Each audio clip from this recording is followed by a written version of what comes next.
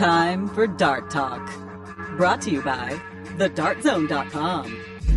Stay in the zone. Thedartzone.com is an official Cosmo distributor and Windy City Fabricators, America's premier fabricators of orthotics and prosthetics. And Redwood Darts, America's newest tungsten darts. Stand straight and tall and hit them all. Redwood Darts. And now, here are your hosts, Mystery Mark and Steve P.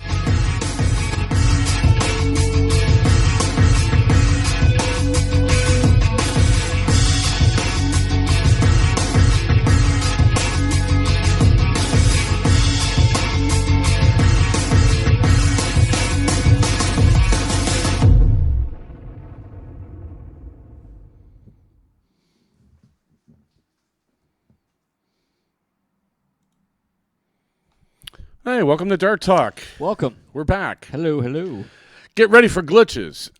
Dart Talk brought to you by the Dart Zone. Stay in the zone. DartZone.com is an official Cosmo distributor. How you doing? Good, good. Do we have glitches coming that you know about? We may. Ah. We're dropping frames, apparently. I have no time to look at this stuff. Welcome, everybody. I'm hanging in there. How are you? I'm having all sorts of frickin' problems. Oh, boy. Here we go. I sent you a picture of my 7-iron. Right. I still can't for the life of me. Snapped at the grip. Snapped at the grip on the downswing. Anybody that's happened to, email the show, because I don't... I've never seen it. No one's ever seen it, apparently. I took a picture of it, and I still can't believe it. And I'm afraid... And sadly, I had to withdraw from the CDC event in Indianapolis. But in the CDC's honor, if you look behind us, we've got the CDC building in the background. My game's just not there. It's just, I could show up and do my best and all that stuff, but I just don't see it happening right now. My whole year's been messed up from like the arm injury back in February before I went to Huntsville and all that. And it's just been one thing after the other. So I'm just going to have to rebuild, start from scratch. All right. It's sad. So we could talk about that later in the show. How do you rebuild from nothing? Because I'm actually doing that in another area, and I think there's some interesting overlap as far as like, sure, if you haven't done anything in a long time, but you kind of feel like you did it once. So is it like riding a bike? You got to get back on the bike, right? And then it's supposed to be. I guess it depends how you look at it. I don't know. We could talk about that. And then there's two things we didn't get to last week. We were going to talk about dress codes. Yes. There was some chatter about dress codes, and I'm sure we've talked about it at some point. We could talk about it again. And then we were going to talk about great rivalries. Mm-hmm. And I think it's a good time. We have results, and we could talk about the PDC Spectacular from Canada last weekend, and then also the 4th or 7th and 8th, the final weekend of the first year of the CDCs this weekend in Indianapolis. So even though I'll run down there. Say that again. The final year of... You're going to make me say that again. Now, that was difficult to say. It's the final weekend of the inaugural year of the championship I don't think that's how you circuit. said it the first time. I mean, to qualify for the Continental Cup, I think is what they're calling. It was difficult to say, but it was also difficult to understand. You got it now? I think so. Okay, that's good. Thanks everybody for tuning in. It's going to be a weird show, weird and wacky. Do you want to disclaim anything before we get going? Let's do that. I think we should. It's a good day for it. The views, opinions, rants, and rampages expressed on Dart Talk do not necessarily reflect individually or collectively those of our sponsors, co-sponsors, wannabe hosts, hearing-impaired critics, or those with a penchant for attitudinal dysfunction. We at Dart Talk strive to provide you, the listener, with an educational, entertaining, and fun-filled experience each and every week. If after the show you, the listener, find yourself feeling uneducated, unentertained, and or bored, we at Dart Talk consider that your own problem. Alrighty then. If anybody in the chat room, if there's any sort of technical issues you want to alert us to, post it in the chat, and maybe during the first break I can take a look at something, but I don't think there's going to be anything I can do about it. So we're just going to have to soldier on, as they say. Yeah. What do you want to talk about first? You want to talk about the PDC? What's going to take us 10 minutes? Okay, you went to school. All right. You were in school, I mean, why right? not? I think the PDC was interesting. Well, it's going to take longer than 10 minutes, so let's do that after the first break. Let's clean up from last week. Yeah, you went to school, you right? Said you're something about educated. dress codes. And Yeah. I don't remember us talking about that. Well, no, I do remember we talk about it years ago. right? Shoes and black like shirt, 8,000 episodes black ago. pants or something. But Well, you've been to school. Did you have a dress code? no, I went to public school. So you could go in a tank top and cutoffs and flip-flops? Yeah, I'm pretty sure. I don't know about the tank top, but yeah, I mean sweatpants didn't matter. Seriously? Oh, sure. Sweatpants? Absolutely. I wore sweatpants for like 2 years in high school. Well, I grew up in Chicago, and for those of you that don't know much about how the city that works, there's a vast Catholic school system in Chicago. That was, you have to, it's more expensive than going to the public schools, Right. but generally it was considered vastly superior to a public school education. So I ended up going to Catholic schools for, 19 years, whatever it was. And the first 12, right, grammar school, because we didn't have middle school K then. through 12. Is that right? K through 12. Yeah. Okay. Yeah. K through 12, I had a dress code. And it was always, and it wasn't, I mean, when we were little kids, it was kind of a Nazi dress code. We had to wear like these light blue dress shirts with these little blue cross ties and dark blue pants. And then I think they changed it to like golden pants when I was in like 5th or 6th grade. And then high school was different. High school was like basically you had to have a collared shirt. You couldn't wear jeans. You had to, you couldn't wear tennis shoes. And your hair had to be above the collar. Right? Is that why was your basically hair is the like dress it is code. now? I don't know. That could be another like issue that I have as I, pass 27. It was always explained to me that the reason that there was a dress code was it was a way to not only kind of enforce discipline in some sort of behavioral way, but I guess it was akin to dressing for success. Right, if you're going to study well, then first you got to like get ready to study well, and part of that is good grooming and wearing your clothes or whatnot. And public schools think don't that makes really. sense. Public schools are like whatever, we don't care. What are your grades, right? And college was kind of funny. People would in college, I would go into a class and there would be 5 or 6 people wearing shirts and ties because ostensibly they're going to work or they were at work and now they're taking a class and going back to work. And then there'd be girls in like shirts and flip-flops. There'd be guys with like long hair and jeans and nobody cared. The teachers didn't dress like that except the philosophy professors. They all wore like flip-flops? They wore flip-flops and jeans and they were unruly hair and beards. All the English professors had beards but my advisor. It was, that was kind of the way it was. When it comes to a dart tournament, it cracks me up when I see somebody post a picture of who's considered a professional dart player who's wearing like his like dart shirt, NASCAR, so many logos I can't make one of them out, then cargo shorts and flip-flops. And I'm like, make up your mind. Either go like you're going to the beach and you ran into a dart tournament, or dress like a professional should. And the PDC has shown everybody what professionals dress like, and they've made an exception for Peter Wright because he's, got his thing going, right, with the hair and, those ridiculous sweatpants he wears, right? No, they make an exception for that. Personally, if you're going to dress like a golfer, right, you're going to have a collared shirt and some sort of slacks and shiny shoes. What's wrong with that? I don't think there's anything wrong with that. I don't think that, to be honest, like when I went to Nashville was hot, man. Nashville was in the 90s. And I have been to tournaments where I dressed up in like, dark pants and my dart shirt and all this and my street shoes, and then I go out and fry in the 5 minutes it takes me to take a couple of puffs off an American Spirit, right? Right. And then I go back in, and the temperature change alone, I practically half the time I get a cold. So this year, I was like, you know what? I'm not going to worry about it.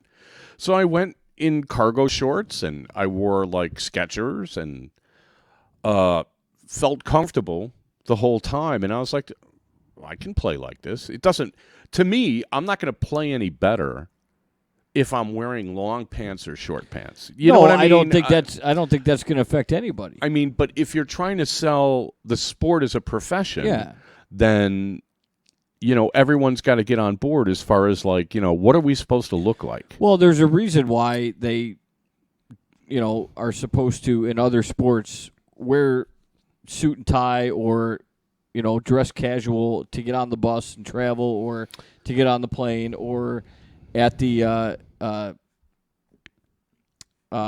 thing afterwards, the conference afterwards. Sure.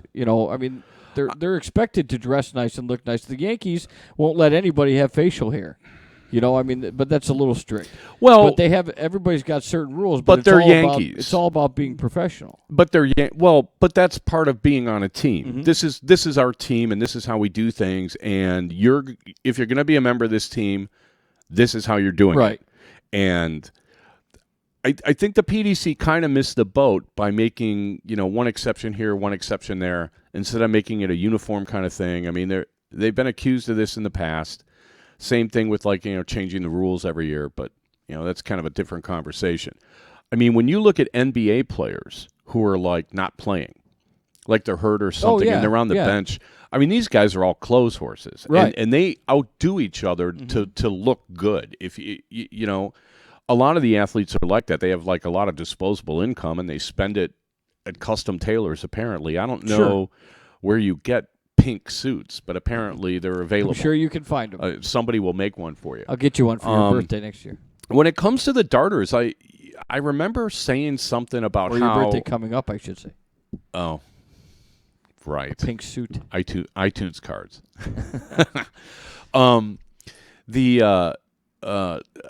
I can't remember the context of the conversation, but I remember saying clearly, I don't want to lose the coffee house. Right? I mean, I consider darts more of a blue-collar sport than anything else. Okay. Right? I mean, if you look at bowlers, right, like the professional bowlers all kind of, right?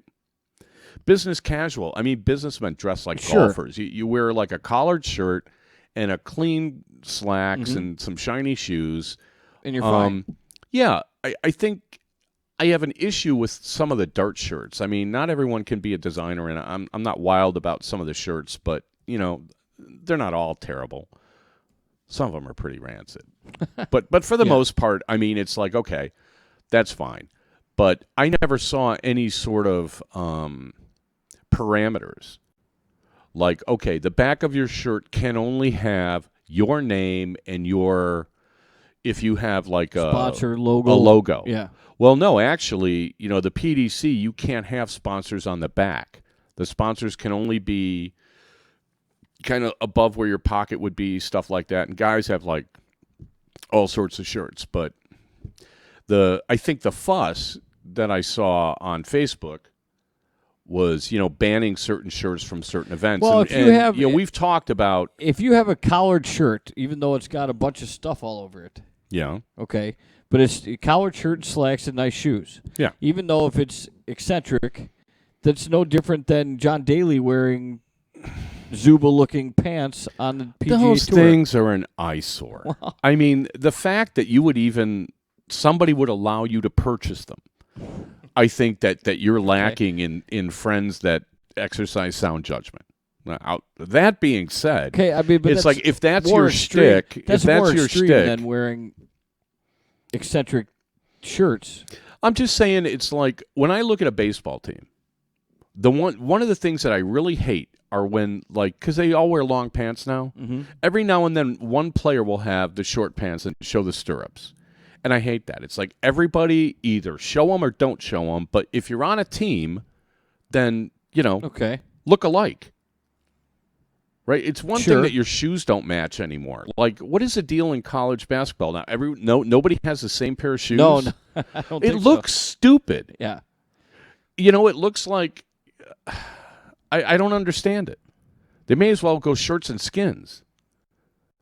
How do your shoes not match? I mean, I'm sure there's some complicated, shoe deal kind of thing, but the end all be all is I think what you're trying to say, I'm assuming here, is that everybody should look nice and be professional. I mean, well, I don't think I'm saying that code. at all. I think I'm saying that, like, if you're going to have a professional event, then there should be professional standards of dress as well as conduct. When you're having like the whatever tournament at whatever city run by whatever league, you should get to wear what you want. Right. I know. know. Would agree with that for sure. When it comes to going to an event where certain shirts or sponsors are banned, I mean that's kind of tough. I mean, and I always said, well, you should have no problem covering up the part of your shirt that somebody finds offensive. Right? I mean, there are people that have like Dart Talk logos on their shirts, and I don't know that anybody's been banned. Maybe they should be. I bet people find that offensive.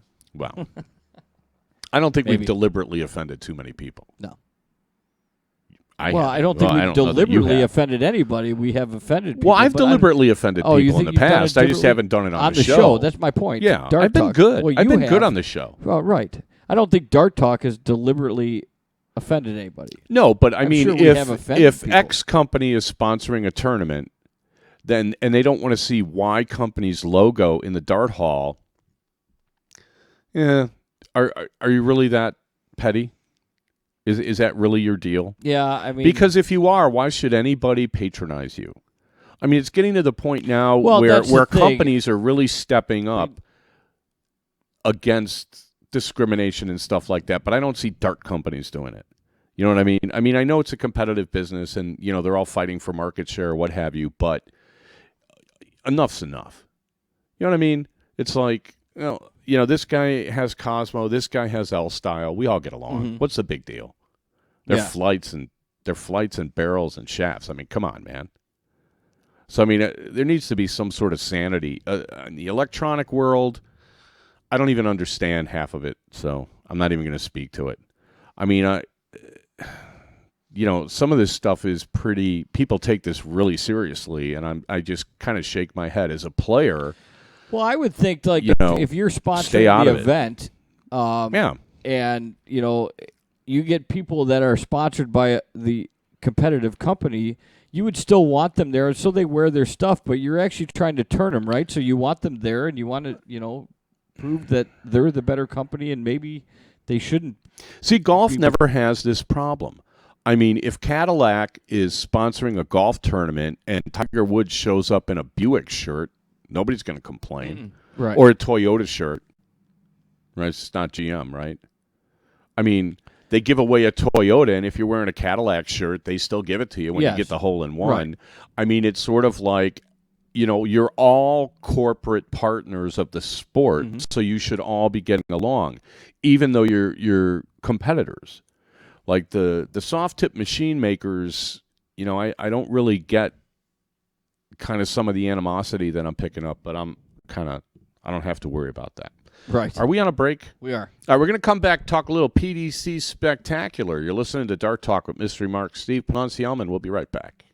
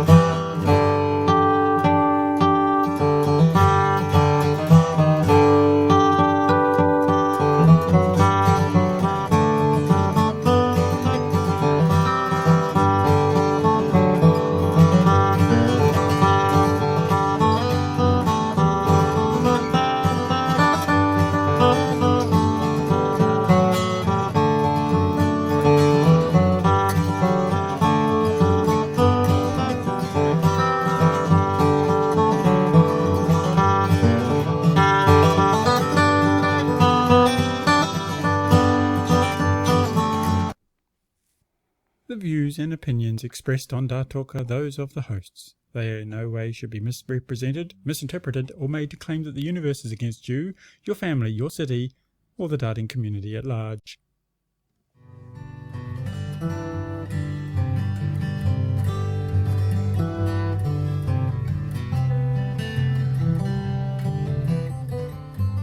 Okay, back for the second quarter of Dart Talk, brought to you by the Dart Zone. Stay in the zone. TheDartZone.com is an official Cosmo distributor. We're sorry. I think we're having some sort of local network issue. And so some of you guys apparently in the chat room are saying that the feed's choppy or it's buffering or something. I can't do anything about that right now. I can look into it and see that it doesn't happen again. But I think we're going to have to just, power through the chop here. And hopefully it'll get better. Apparently the break was fine. I don't know quite what to say maybe about we should that. just take 15 minutes worth of breaks. Talk for 5 minutes. Okay. Yeah. Well, it might be a better show. Yeah, right. The PDC Spectacular was an interesting event that they had in Canada over the weekend. At stake was the North American berth in the World Championships. Right. Starting in mid-December at the Ali Pally in England. Jolly old England. It was best of 5 sets, but I can't see. Yeah, the sets were best of 5. But it doesn't say what a set was. A set, I believe, was best 5 of 5. legs. Yeah, which 5 is legs. exactly the Right. format that you play in the World Championship. And I don't know. I like set format. Maybe because, I got away with one against Mawson at the... That's why.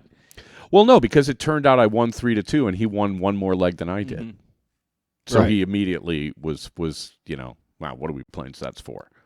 Right? But I like set format. I like the way you play, and then all of a sudden there's like, oh my God, I got to win this leg. I wish you wouldn't have put your hand there because Did you just? no, my audio's going in and out Did of you one lose ear. it again? And it when it came back. I mean, Are whatever. you better now? Yes, Okay. thank you. I don't know where to start with this. It was kind of chalk toward the end, but there were some interesting names. Let's run down the matches in the top 32, and then we could talk a little bit. Start out with John Part beating Matt Campbell 3-0. Well, run through them all, and then we'll talk. Okay. Run through the top 32. With all right, Gary Broomhead beat Guy Conley 3-0. Chris White 3-1 over Sean Burt. Dan Olson 3-2 over Dawson Muschel. Larry Butler 3-0 over Trevor Campbell. Jim Long 3-0 over Ross Snook. Sean Brenneman 3-1 over DJ Sayer. Gary Mawson 3-0 over Pat Gallagher. Ken McNeil 3-0 over Ron Schmidt. Tim Nickel 3-1 over James Kinney. Darren Young 3-0 over Norman Madhu. David Fadden 3-2 over Gord Mills. Bob Snee 3-0 over Fred Morganroth. Paul Bolduc 3-0 over Terry Bolduc over Terry Hayhurst. Dave Richardson 3-0 over Keith Way, and Jerry Van Loan 3-1 over Martin Tremblay. Wow. Okay. Tremblay. Well, there's some, a lot of 3-0s there. There's a couple of matches. Oh, well, now you moved it. Sorry. Okay. Do you want back where it was? Dan Olson over Dawson Merschel. Dawson's like the up-and-coming kid. Okay. 3-2. Yeah. So, that one would look good. Sean Brenneman over DJ Sayer. I haven't seen Sean throw a dart in a while. He used to play in the States a lot. Okay. And I think he DJ's showed up been in playing Florida. pretty well. Well, yeah, that's why it's kind of impressive that Sean, I doubt he's been playing anywhere near as often as a lot of these other guys, can just show up and play. Mm-hmm. See, that's what I need to do. I need to be able to just show up and win. Well, they're probably practicing more at darts than on the golf range. I'm trying to rebuild I get it. my swing, and it's a real challenge, and it's really kind of like absorbed me the last couple of weeks. But I find a lot of parallels to I think it'll help you. ironing out a golf swing and learning to do something over again because I have to do it with darts. Mm-hmm. So I'm kind of doing it with golf first to make sure I have the concepts down. And we could talk about that later, what concepts I'm talking about. And then I'm going to apply it to darts. And I think because originally when I started playing darts, I equated everything to golf. My entire dart stroke from day one was based on my golf stroke. Well, So, that should help you then. Yeah. I mean, I always told people for years It's I was a better cross-training. golfer than a dart player. Mm-hmm. At some point, that was no longer true. But I don't think it's because my darts improved. I think it was just because You I just stopped quit playing golf. Right, Yeah. sure. But we've been told not to talk about golf on the show. We're talking about darts. Yeah, okay. Just I want to And clarify that. Paul Bolduc, great guy, French-Canadian. Terry Hayhurst, haven't seen Terry this year. Right. 3-0. Paul Bolduc is a really natural player. You should see him. I played him once. He threw so many triples on me. I just was like, gee, just miss one. Just miss one a Please. leg so I don't feel that inferior. Right. Had double trouble against me, but a fine player. Dave Richardson was the qualifier last year, so he rolled along. Jerry Van Loan, here's another guy with a great track record with international experience that, is just not out on the trail every week. Mm-hmm. And beating Martin Tremblay, I mean, he's one of the real names there as far as the Canadians that we listed there. Norman Madu, I haven't seen Norman in a while. So kind of some interesting Ohio there, Nickel and Kinney.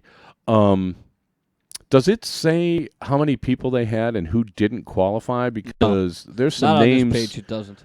There are some names missing. Okay. Well, let's scroll down then and do the top 16 matches.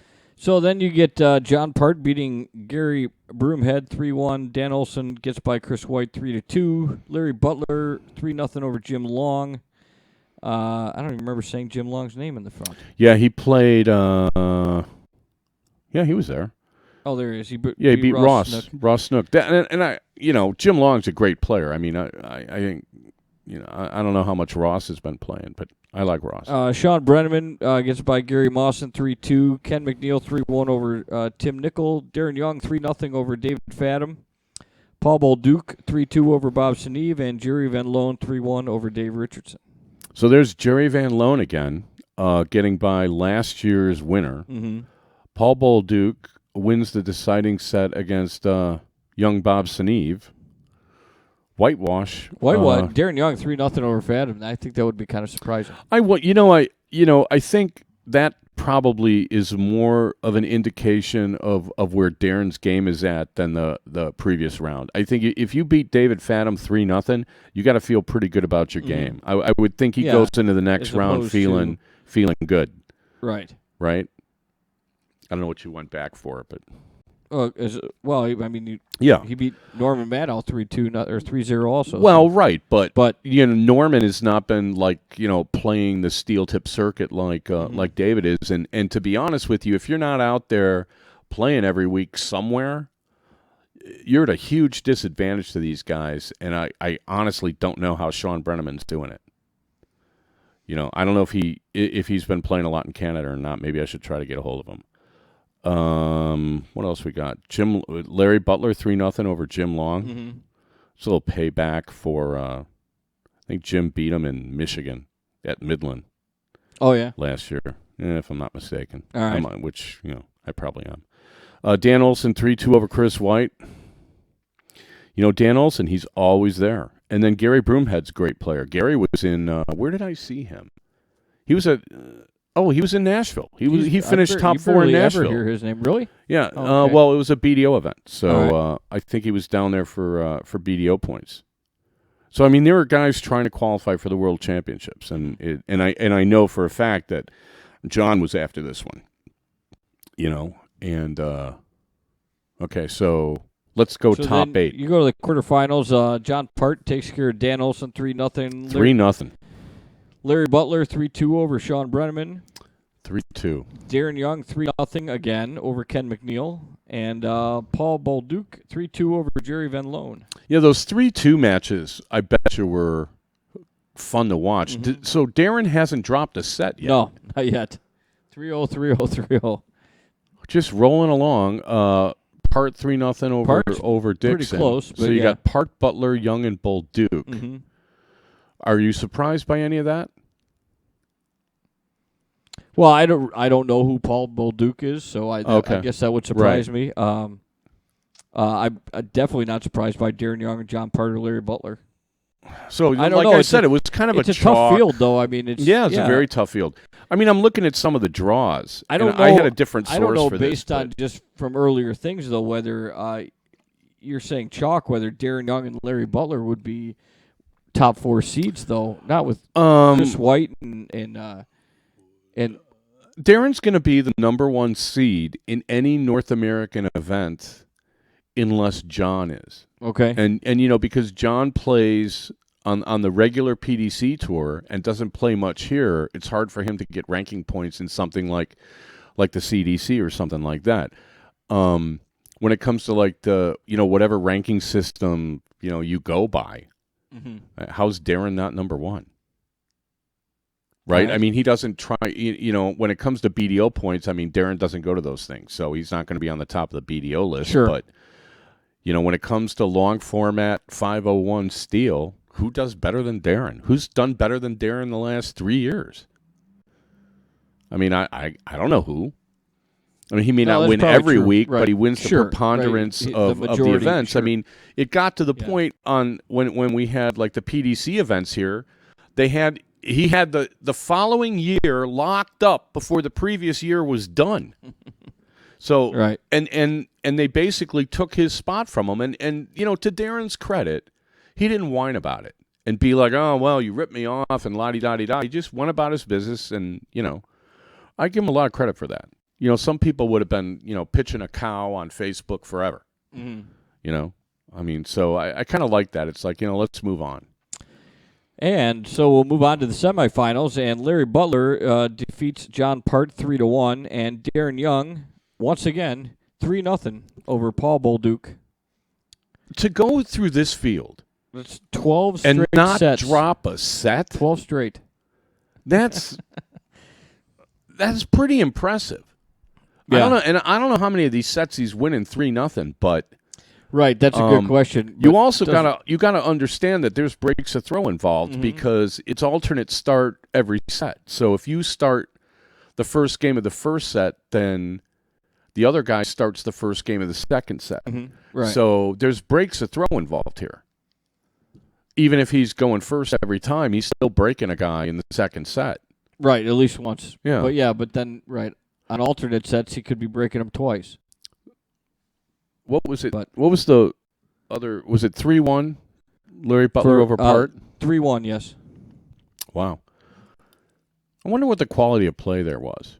I wonder what they averaged. I would have to think that if you're going to beat John 3-1 in something like this, you're going to have to average pretty high.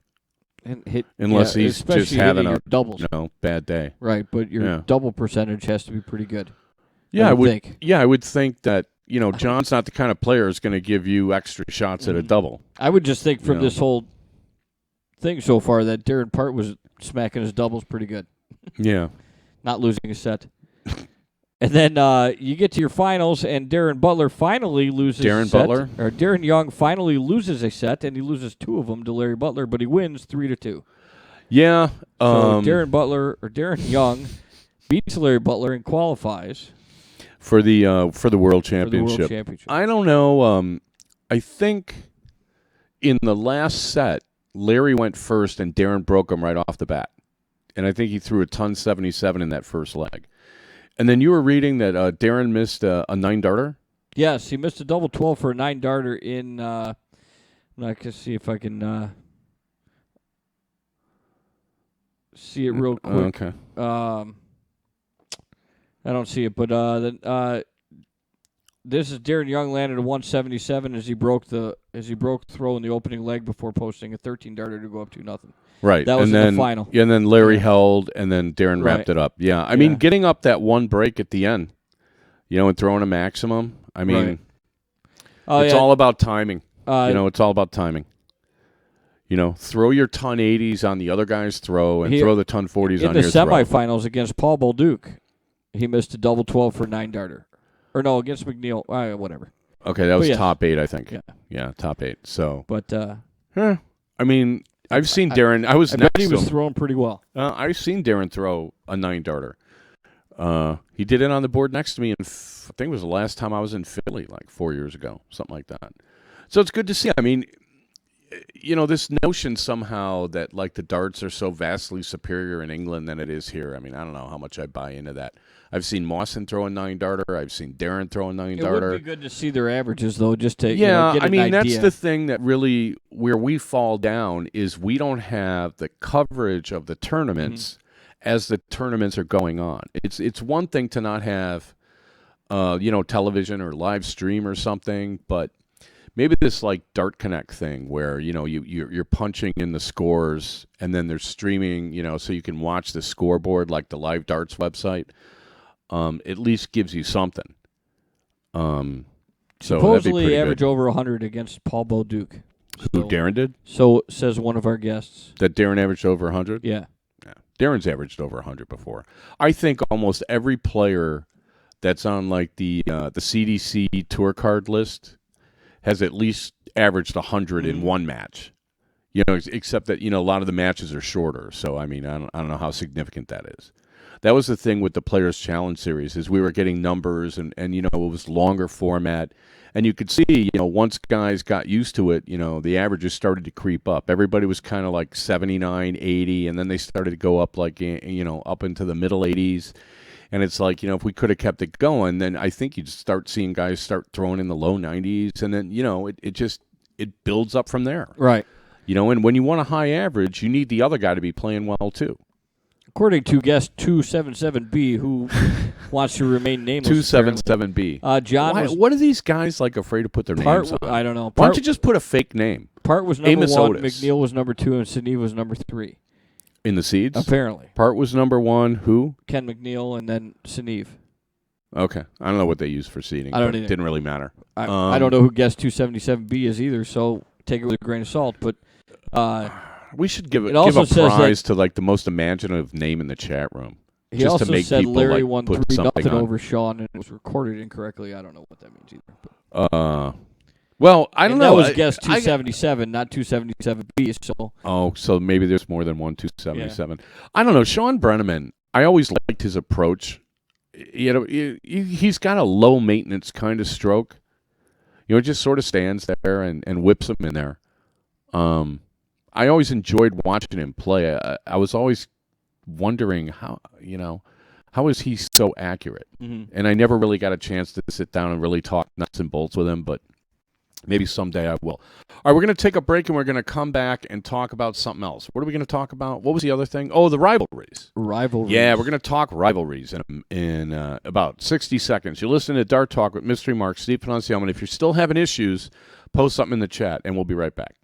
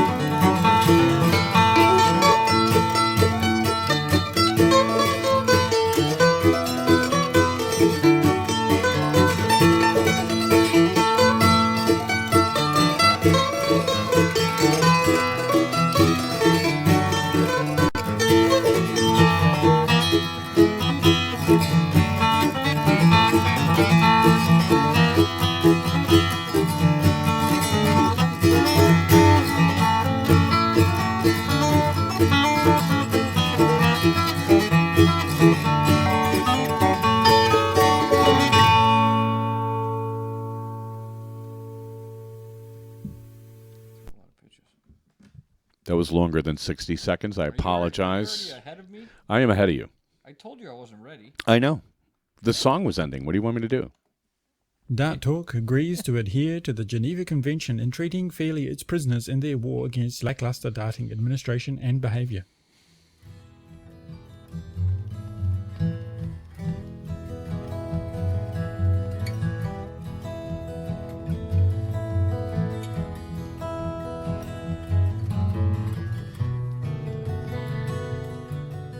Okay, back for the third quarter of Dart Talk. Second half, brought to you by the Dart Zone. Stay in the zone. TheDartZone.com is an official Cosmo distributor, and we're going to talk rivalries. I wanted to get to this like for the last 2 weeks. Well, not that long.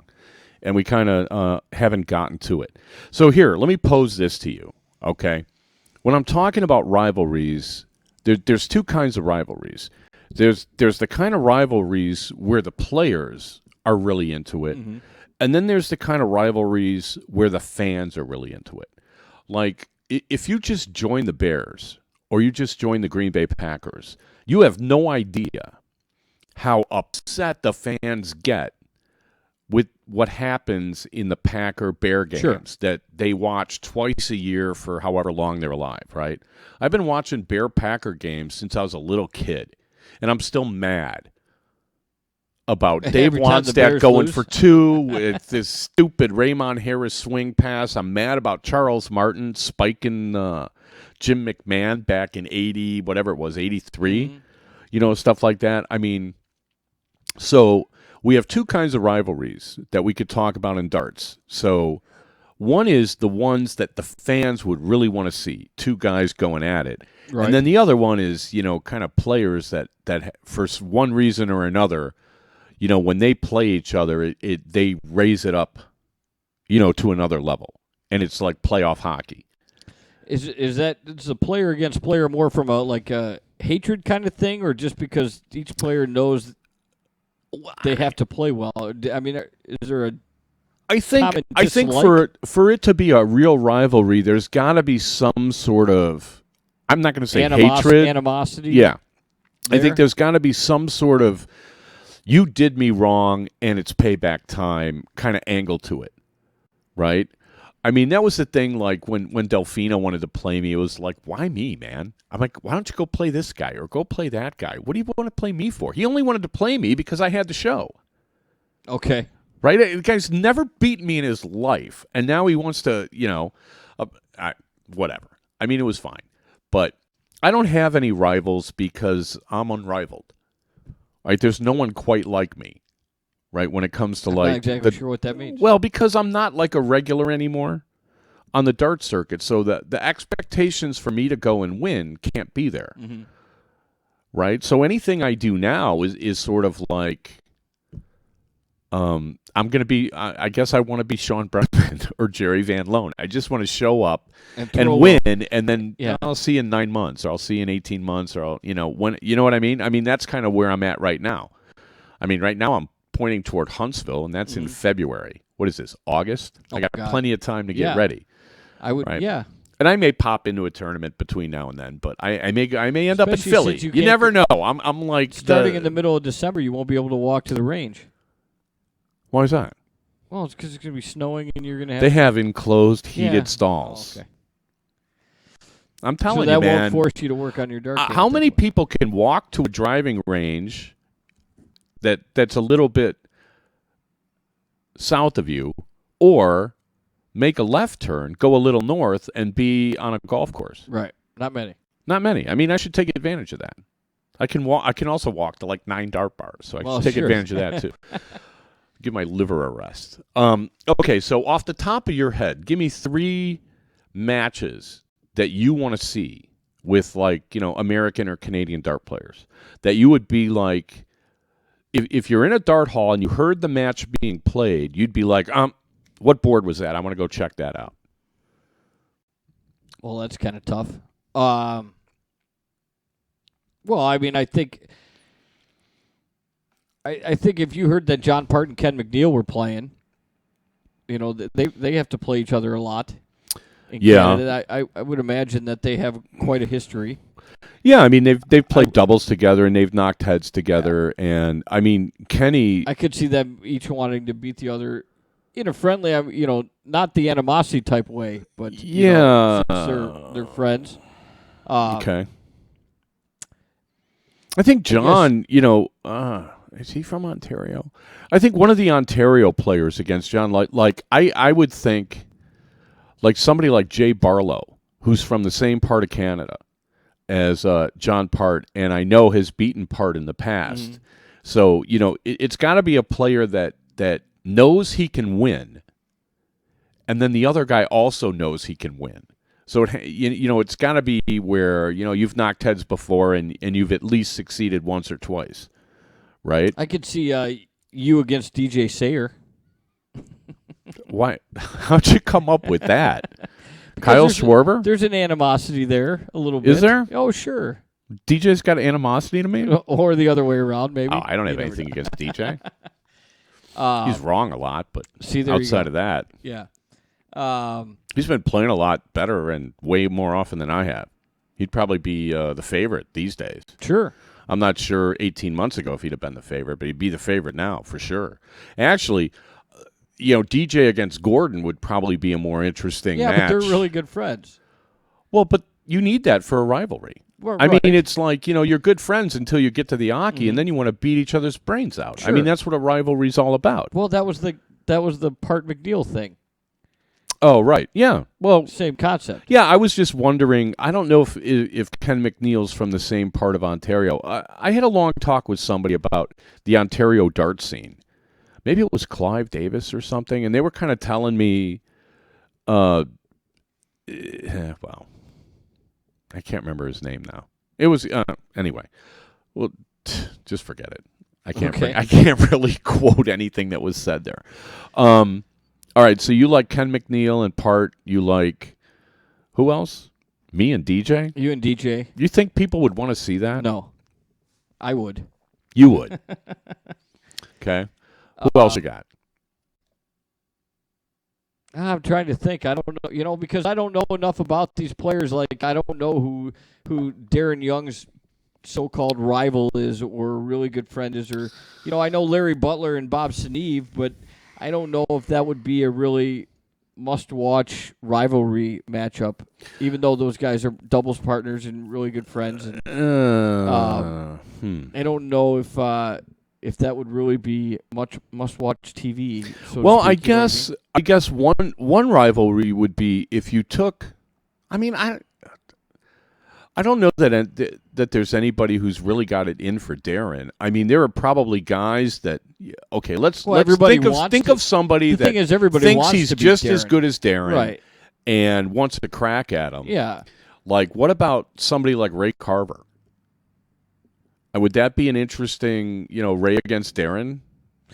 Well, I think Ray's played. I think it would be interesting. I don't know if you can make it a rivalry yet, though. I mean, first of all, you have to play multiple times against each other, right? I mean, you have to have a history. Well, I'm sure they've knocked heads. I mean, they're both from the East Coast. I mean, Widmer. What about Widmer and Darren? See, if Darren's going to represent North America at the World Championships, and Widmer's been to Lakeside 2 years in a row, wouldn't that be something worth seeing? I could see that. Yeah. It's kind of like, Darren's basically winning everywhere, but then, Widmer kind of dominates all the like ADO events and stuff like that, which I think if Darren wanted to, he could dominate. I wonder if Widmer and Young would be a good rivalry. I mean, I'd like to see him play. Right. See, that would be more from a fan rivalry as opposed I don't know that they have any animosity toward each Right. other. Who's got animosity? Who are the haters? See, I don't know. I don't want to call it. I actually know. I kind of know some of the haters. I don't know. I'm not gonna bring that up. So let's just forget I said that. Let's see. What about Fathom? We had him on the show a couple of weeks ago. Who would you want to see Fathom play? Well, see, I've never seen Fathom play to begin with, but Okay. Well, who knocked him out over the weekend? Did Larry beat him? Do you remember? Oh, I think so. No, I don't think Larry beat him, but somebody else did. I don't know. Even just the whole CDC thing, there was a rivalry of sorts because Gordon, DJ, Fathom, Ralph McCool was in the top 4 a lot. Larry Butler was in the top 4. It seemed like, the usual suspects were always making the top 8, and there was always a rematch of some sort going on. Yeah, like Jason Brandon and Ralph McCool kind of go back and forth, and Jason's gotten him a couple of times. And, when Jason has beaten him, he's played really, really well. And it may be one of those things where there are certain players you play that bring out the best in you. Sure. And I think that Ralph brings out the best in Jason. Don't you think that was the way when you played, though? I mean, even when in my short little somewhat career. There were a couple of guys that I really got geeked up to play. Yeah. And it was That's mostly, when I was coming up in the league, the top league players were the guys when I started getting somewhat good, it was all you knew who the better players were, and that's when all of a sudden you were like, okay, you kind of just got amped up because this is where because you wanted to keep moving up. Yeah. But at the level that these guys are at, it's harder to do that. I mean, obviously everybody thinks they can win the tournament, which is a different entity as opposed to moving slowly up the ranks of nickel. Well, no, you know what? It isn't that much different. What you're doing is you're looking at who's in the room, and then saying, well, that guy's done more than me than I have, but that's the guy I want to beat. You do the same thing at a tournament. You walk in the room, everybody knows who everybody is. I mean, everybody knows, okay, if you're gonna win this, you're gonna have to get by this guy and this guy and this guy. But then, is there somebody that you're really dying to get a crack at? Right? Yeah, I think there is. Well, who? Well, no, I think there is always that one guy, whether you've lost to him before, or whether you haven't played him yet, and you just know that at this point he's better than you, or you think you have to beat him to, there are guys move up a notch. Well, I mean, there are some guys that like personally, I never play well against, and I'm not really sure why.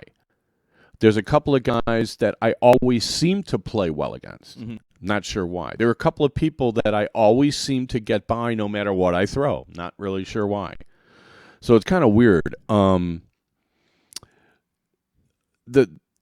think like Joe Cheney, for instance, down in Chattanooga is a threat to anybody. But he's an affable guy. Right. So I mean, it's like if you're going to have him have a rivalry with somebody, it's going to be a friendly rivalry. Mm-hmm. They'll get the needle out and stuff like that. And I can't think of anybody, because I like watching Cheney play. I saw Cheney play Widmer once. It was a very entertaining match. Who would be the match like you would watch where you would see two guys that are going at it but have a little, smirk, joking back and forth, as opposed to the two guys that are just so focused hammer on and the tongs board and don't pay attention to the other person? You know what I mean? Yeah. Well, They're there's a couple of guys that chat more than like Tom Sawyer likes to talk, like when he's not throwing. And actually, what Fathom said during the show was like I was playing good till Darren started talking to me, and then I all of a sudden I couldn't hit anything. What was that? Oh, I got a notice on my phone, and then on my watch. Oh, you got the fancy phone that talks to you. Okay, or a fancy watch that talks to you. I don't know. Gordon and DJ is a natural one, but they've played each other so many times. It's like, right. Same like with Bob and Larry. It's like, well, we'll see who gets that one. I don't find that like I want to run over and watch that. It's probably somebody that, because of geography, that they don't play each other very often.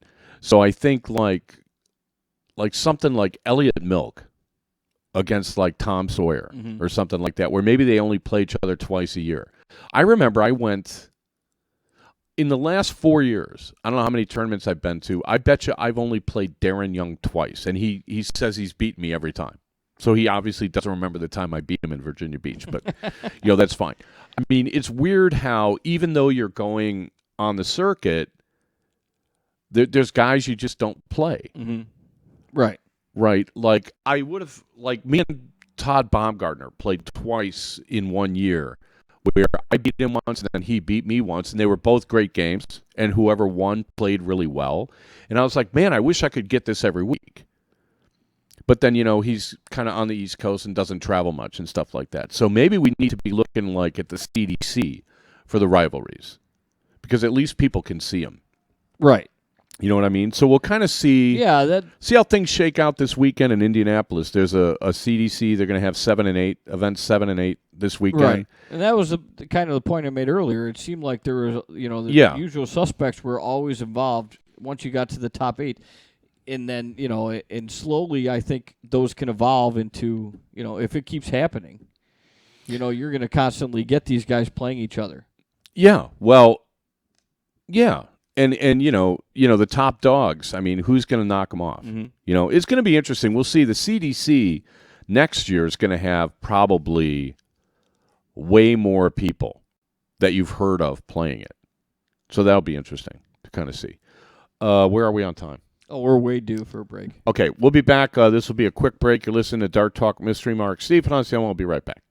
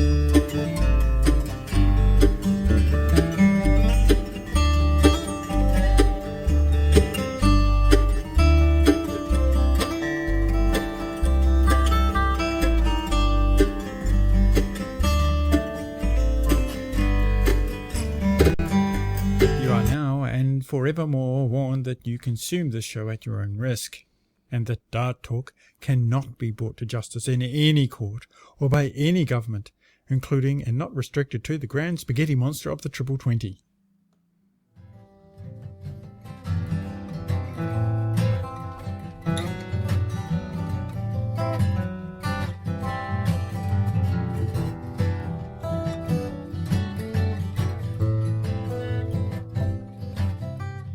Hey, back for the fourth quarter of Dart Talk, brought to you by the Dart Zone. Stay in the zone. TheDartZone.com is an official Cosmo distributor, and how we do go on. We're like way and over. On and on and we on. are way over. From the chat room, there was one suggestion I thought was pretty good. What was that? Big Daddy against Jeff Smith. Against Jeff Smith. Okay, and then they're saying that Larry Butler has the Lakeside invite, not Jim Widmer. Okay. Right. I don't think, Larry and Darren's much of a rivalry. Because they're just playing each other all the time. They play all the time, so sure. It's kind of like, what's so special about it? It's like the Red Sox and the Yankees. Like, geez, again with this? That would be the point of not the fan rivalry as so much as a player rivalry. It's they know what each person has bringing to the table, and Jeff Smith and Darren, I think, that's a good suggestion. Bob Seneve against anybody is like, well, if Bob's playing Helen Keller, I'm not going to really pay attention. I'll just wait for the next match. I mean, I'm pretty sure he'll unless get by she's Helen raining Keller. trip 20s. Don't don't count her out. Yeah, I don't know. I'll have to. We'll take suggestions on this one. I'm thinking more along the line. There's a couple of people that I really watch play, and then when I see them play, they're generally playing pretty good. Guys like Danny Baggish always seems to play well when I see him. And then nobody ever talks about Mawson. You know, why is he always skipped over? Like Mawson, what about Mawson against Fathom? They're both like from Canada originally, transplanted Both Canadians, like what have from you. Canada. Right.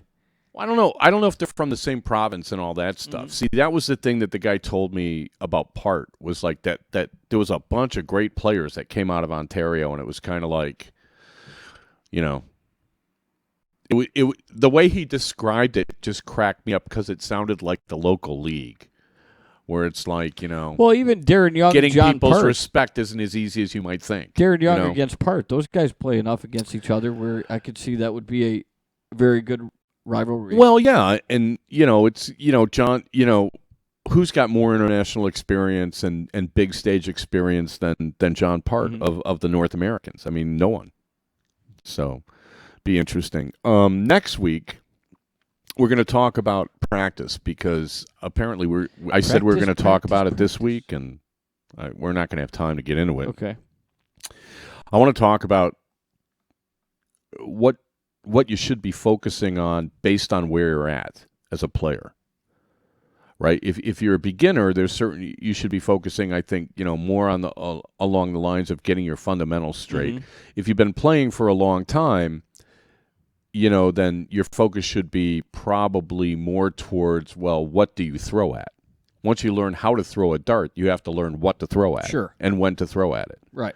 Right, and if you're an elite player, it's even harder because the better you get, the harder it is to improve. And that's where you see the commitment from some people, right? If you look at top-level players, remember, was it Steve Brown said he never practiced? And I'm like, seriously? Was it Steve? I remember somebody saying that, remember. It was like, and I just shook my head like, you got to be kidding me. If you don't practice, how are you going to get better?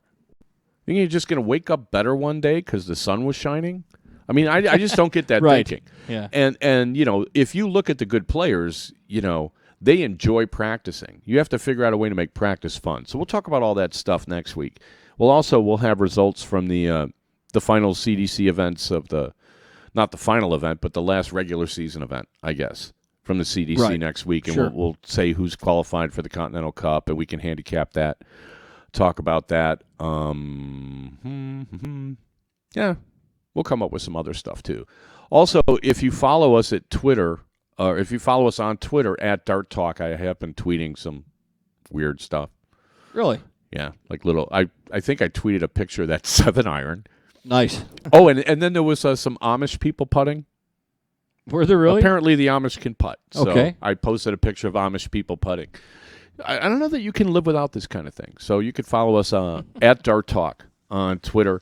As always, we're on TuneIn.com. We're on Stitcher.com. We got a website, Dart Talk US, and we're on YouTube. We have a channel, Dart Talk US. It's got all the old shows on there. If you just go to the show archive, and you'll find everything. You can always email us, darttalk@gmail.com. We'll respond to your questions and concerns. Your criticisms, those go to Sam the intern at internsareus.us. Is that what it is? Yeah. Sam will get right on that. What do you got? You got anything? No, I think play that's some it. golf this weekend? I'm going to try. Sunday's supposed to be nice. Yeah? Mm-hmm. Okay. I think I have a lot of house cleaning to do next few days. Probably do. Yeah. Anyway, thanks everybody for listening, and we will Dart Talk to y'all next week. Everyone take care.